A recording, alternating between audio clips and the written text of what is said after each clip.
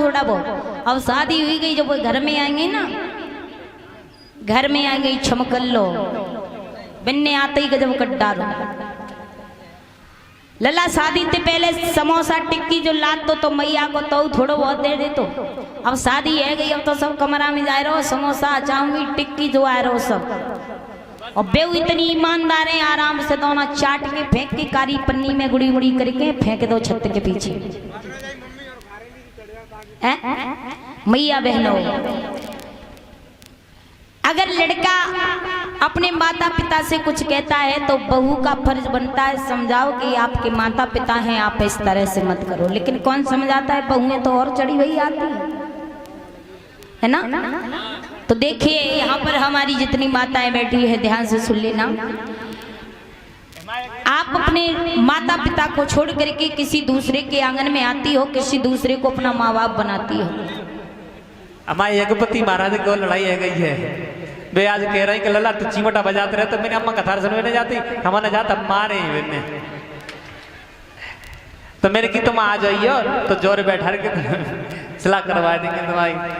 यज्ञपति महाराज कह रहे और का तुम मन सब बैठ के ऐसी बात करे हमारी सलाह राघव करो।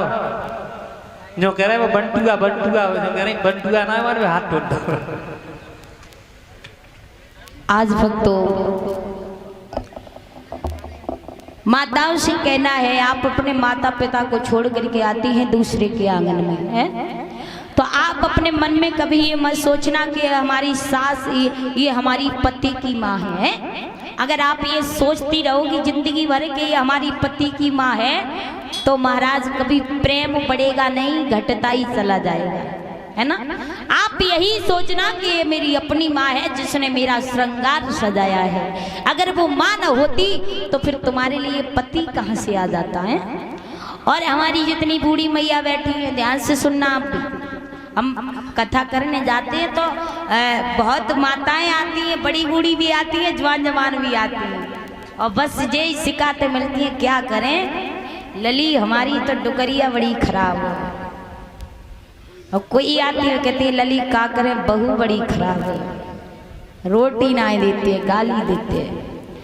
तो मैया बहन ये एक तरफ से नहीं, दोनों तरफ से होता है। ये हमारी जितनी भी बूढ़ी माताएं बैठी है, ध्यान से सुन लेना।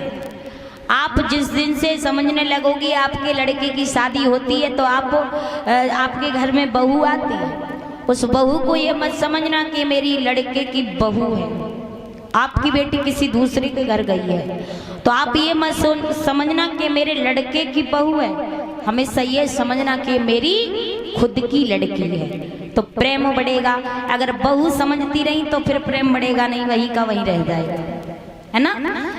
दोनों तरफ से नहीं होता है, एक तरफ से होता है।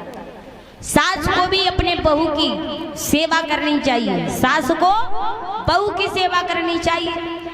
ये मेरे कहने का मतलब ये नहीं है कि बहू सास बहू के पैरों को दबाए, नहीं। सेवा कई प्रकार की होती है। बहू पर साड़ी है या कुछ और चीज है या नहीं है, ये सब देखभाल किसकी है, सास की। और बहू का फर्ज बनता है अपनी सास की सेवा करनी चाहिए, पैर दबानी चाहिए और वस्त्र धोना चाहिए, जो भी है करना चाहिए। तो महाराज तब तो स्वर्ग मिलेगा, अन्यथा स्वर्ग नहीं मिलेगा। और आप रोजाना सुबह उठ के जाओ, सवेरे जहाँ उठ के आएगी, भले कि तुम अपनी सास को 4 गारी दे के आई हो, डंडा मार के आई हो, या फिर रोटी उन्हें दे के आई हो, कथा पूरे दिन सुनी है तुमने, तो उसका फल तुम्हें प्राप्त हो जाएगा? बिल्कुल नहीं होगा, है। तो ये समय आप यहाँ बर्बाद कर रही हो, बड़ी अच्छी बात है, लेकिन इस समय का फल आपको तभी मिलेगा जब आप अपने माता पिता और सास ससुर की सेवा करोगे जब। इसलिए ध्यान रखना, सभी लोगों से हाथ जोड़ करके निवेदन है, माता पिता का ऋण किसी ने नहीं चुका पाया। अरे हम तुम तो बहुत छोटी चीजें हैं, भगवान राम भगवान कृष्ण ने भी माता पिता का ऋण नहीं चुका पाया। अगर कोई बेटा कहे कि मैं अपनी माँ को अपनी शरीर की खाल उतार करके और उसे खाल का जंघोला बना करके पहना दूं, माँ के ऋण से उऋण हो जाऊंगा, क्या औकात है बेटे की जो माँ के ऋण से अपनी खाल से उऋण हो जाए, है? जिस माँ के शरीर से हमारा ये शरीर बना है, उसके खून से हमारे शरीर में खून भरा है, तो कौन सी चीज है जो माँ का ऋण चुका सकती है? कोई नहीं चुका सकता। इसलिए भगवान कन्हैया बाबा को समझाते हैं, बाबा हम इंद्र का पूजन नहीं करेंगे, भगवान गोवर्धन का पूजन करेंगे, जो हमें अन्न जल दे रहे हैं, जिस पर हम रह रहे हैं।